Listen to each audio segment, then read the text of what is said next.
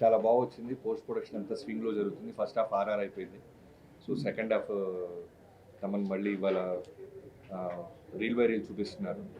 So ఖచ్చితంగా మేము అందరూ ఏదైతే హై ఫీల్ అవుతున్నామో బాలకృష్ణ గారిని మాస్తో పాటు అందంగా చూపించాలని మేము ఏదైతే ఇంటెన్షన్తో మొదలెట్టామో బ్యూటిఫుల్ ఎమోషన్ ఉంటుంది, ఎంటర్టైన్మెంట్ ఉంటుంది. అలానే యాక్షన్ అంటే మీకు ఆల్రెడీ మీరు ఎక్స్పెక్ట్ చేస్తున్న దానికంటే చాలా బ్రహ్మాండమైన యాక్షన్ ఎపిసోడ్స్ ఉంటాయి దీంట్లో. జాన్ 12 కోసం అందరిలాగే మేము అందరం వెయిట్ చేస్తున్నాం.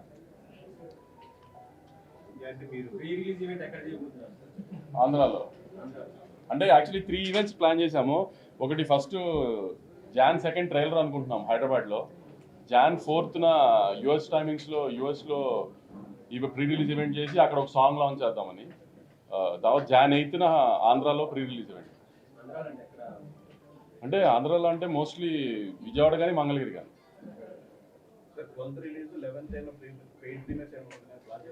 సంక్రాంతి సినిమాలకి పెయిడ్ ప్రీమియర్స్ వస్తాయి. చెప్పాను కదా లాస్ట్ టైం మనమే చాలాసార్లు డిస్కస్ చేసుకున్నాం. 4 o'clock నుంచి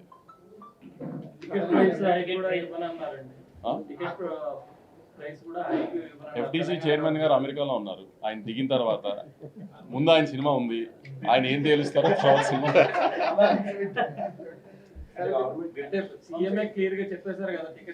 అదే సార్ ఇప్పుడు మీకు చెప్పిందే నేను వింటాను కదా, నేను కొత్తగా నాకేం చెప్పరు కదా సపరేట్ గా. సీఎం గారు చెప్పేశారు ఓకే. ఇప్పుడు ఎఫ్డీసీ చైర్మన్ గారు సినిమా నాకంటే ముందుంది, ఆయన ఏం తేలుస్తారో మాది అదే కదా.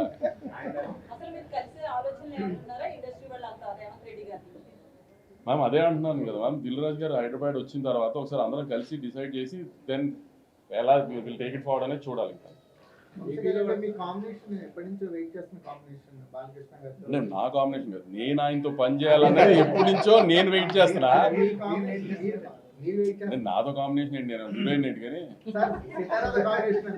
నేను ఎప్పటి నుంచో ఆయనతో పని ఇండస్ట్రీకి వచ్చినప్పటి నుంచి ఇప్పుడు బాలకృష్ణ గారితో పని చేయాలని అందరికీ ఉంటుంది కదా, చాలా ఎక్కువ ఉండింది. సో నేను అదైతే నేను ప్రౌడ్గా చాలా చెప్పగలను ఏంటంటే, ఇప్పుడు నేను సినిమాలు చూడటం మొదలుపెట్టిన లాస్ట్ 25-30 years నుంచి కూడా బాలకృష్ణ గారిని నేను చూపించినట్టుగా ఎవరు చూపించలేదు.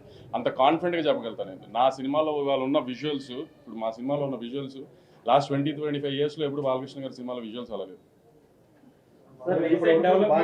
సినిమా పరిశ్రమ మీద ప్లస్ గానీ మైనస్ గానీ ఉండే అవకాశం ఉందా? రీసెంట్ డెవలప్మెంట్ అంటే దేని గురించి? అల్లు అర్జున్ గారి అరెస్ట్ బయటకు రావడం సార్, ఒక్క డాకు మహారాజ్ గురించి మాట్లాడుకుందాం ప్లీజ్. నేను అందుకే పేరు చెప్పలేదు కదండి. రీసెంట్ డెవలప్మెంట్ నాకు రీసెంట్ డెవలప్మెంట్ సినిమా మీద ఏమైనా అది ప్రభావం వద్దు సార్ అసలు ఎలిమెంట్ బాబీ గారు పోస్టర్స్ చూస్తే మళ్ళీ చైల్డ్ సెంటిమెంట్ ఉంది, పాప సెంటిమెంట్ కనిపిస్తుంది పోస్టర్. గత సినిమా కూడా బాలకృష్ణ గారి సినిమాలో కూడా ఎపిసోడ్ ఉంది. అది మొత్తం ఎంటైర్ సినిమాలో ఒక ఎపిసోడ్ ఉంటుంది పాప. అదే చెప్పాను కదండి, సినిమా మొత్తంలో బ్యూటిఫుల్ ఎంటర్టైన్మెంట్, పాప ఎమోషను, అలానే మిగతా యాక్ట్రసెస్ లైక్ శ్రద్ధా శ్రీనాథ్ గారు కావచ్చు, ప్రజ్ఞ కావచ్చు, అలానే బాబీ డియోల్ కావచ్చు, అందరికీ ఇంపార్టెన్స్ ఉన్న క్యారెక్టర్లే ఉంటాయి.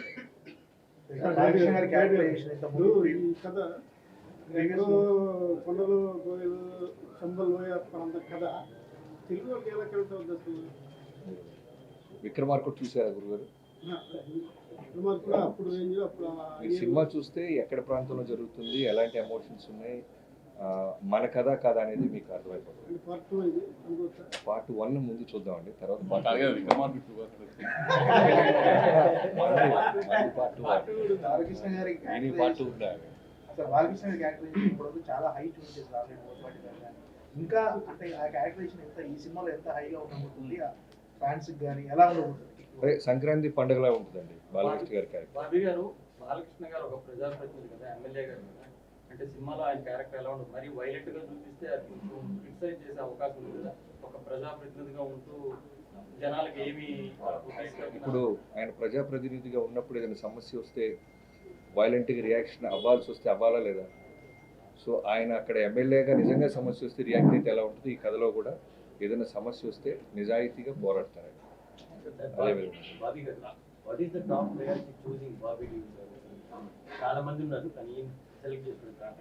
అంటే ఈ కథకి ఆ క్యారెక్టర్ డిమాండ్ చేస్తుందండి. ఒక నార్త్ ఇండియాలో బాబీ డియోల్ గారు లాంటి క్యారెక్టర్ ఉండాలనేది మేము ముందు నుంచి అనుకున్నాం. ఇన్ఫ్యాక్ట్ యానిమల్ కన్నా 4 months ముందే మేము కన్సెప్ట్ లాక్ చేయడం జరిగింది. నార్త్ లో యాక్షన్ సినిమా రాస్తుందండి బాగా. కూడా యాక్షన్ ఆ సైడ్ ఏమన్నా కాకుండా తెలుగు రిలీజ్ తర్వాత ఫస్ట్ తెలుగు రిలీజ్ చేసిన దాని తర్వాత ప్లాన్ చేద్దాం మరి 1 వీక్ తర్వాత.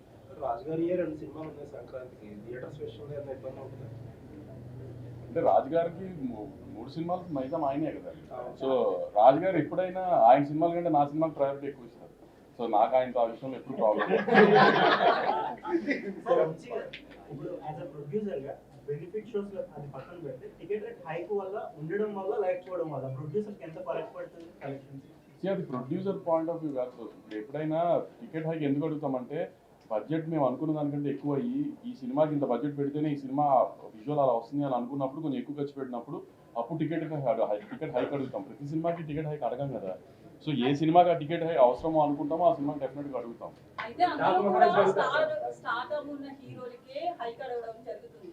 సో ముఖ్యంగా బడ్జెట్ లో హీరోలు ఎక్కువగా తీసుకోవడం వల్ల ఎఫెక్ట్ అవుతుంది అనుకోవచ్చు. అది తగ్గించే ఆలోచనలు ఏమన్నా ఉందా?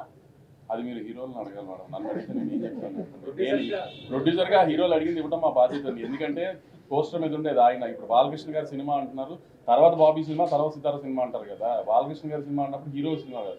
ఫస్ట్ ఆయన హ్యాపీ చేసిన తర్వాత కదా ఏదైనా హీరో తర్వాతే కదా ఏదైనా హీరో మూలంగా టికెట్ దిగేది. ఈ సినిమాకి బాలకృష్ణ గారు మీరు ఇలాంటి సోషల్ మీడియాలో ఒక కాంట్రవర్సీ నడుస్తుంది.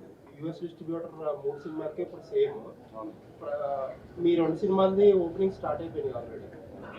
Game changer and Daaku Maharaj unofficial గా ఓపెన్ చేశారు. డాకు మహారాజ్ కొన్ని ఎక్స్ట్రీ స్క్రీన్స్ ఇంకా అఫీషియల్ ఓపెన్ చేశారు. ఏంటి డిస్ట్రిబ్యూటర్ మీద కొంతమంది ఏంటంటే మెగా ఫ్యాన్స్ పర్టికులర్ గా గేమ్ చేంజర్ కంటే కూడా డాకు మహారాజ్ ప్రయారిటైజ్ చేస్తున్నారు, కొన్ని ఎక్స్ట్రీ స్క్రీన్స్ కానీ ఇంకోటి కానీ అని చెప్పి అంటున్నారు.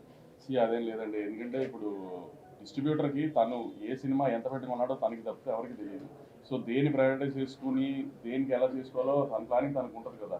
ఫ్యాన్స్కి వాళ్ళకు ఉండే ఎక్సైట్మెంట్ వాళ్ళకు ఉంటుంది. కొంచెం ఇంకా ఇది ఓపెనింగ్ ఇది అని స్లోగా ప్రాసెస్ చేసుకుని అన్ని స్క్రీన్స్ ఓపెన్ అవుతాయి. గేమ్ చేంజర్ 10th హ్యూజ్ రిలీజ్తో ఓపెన్ అవుతుంది, హ్యూజ్ నెంబర్స్తో ఓపెన్ అవుతుంది. దాని తర్వాత మా సినిమా, దాని తర్వాత వెంకటేష్ గారి సినిమా అన్ని అలానే ఓపెన్ అవుతాయి. ఏం ప్రాబ్లం ఉండదు, అన్ని ఈక్వల్ స్క్రీన్స్. అదే ఆర్డర్ ఫస్ట్ గేమ్ చేంజర్, తర్వాత మీ సినిమా, తర్వాత వెంకటేష్. నేను రిలీజ్ ఆర్డర్ చెప్పానండి. బాబీ గారు చిరంజీవి గారితో చేశారు, ఇప్పుడు బాలకృష్ణ గారితో చేశారు. ఇద్దరిలో ఏం గమనించారు? ఏమి ఇద్దరు సీనియర్ యాక్టర్స్ అండి. వెల్ డిసిప్లైన్, వాళ్ళ దగ్గర నేర్చుకోవాల్సిన డిసిప్లైన్ ప్లస్ ఫోకస్ చేయటం చేసే వృత్తి పట్ల 2 ఈక్వల్ కామన్ పాయింట్స్. వింటేజ్ అనే దాన్ని మీరు ఎక్కువగా ట్రై చేశారు. అప్పుడు కూడా బాలయ్య గారిని వింటేజ్ ఇది మీకు అంటే నేను కానీ వంశీ గారు కానీ చిరంజీవి గారి సినిమాలు, బాలకృష్ణ గారి సినిమాలు చూసి పెరిగాం. సో మాకు ఎలా ఉంటుందంటే వాళ్ళతో వర్క్ చేసేటప్పుడు మేము ఏదైతే హై ఫీల్ అయ్యామో అవన్నీ మళ్ళీ రీకలెక్ట్ చేయాలని ఉంటుంది. సో ఆ బాలకృష్ణ గారు, ఆ చిరంజీవి గారు మా మైండ్లో ఉంటారు. సో దానికోసం మేము ఏ ఎఫర్ట్ పెట్టినా సరే అవి మిస్ అవ్వం.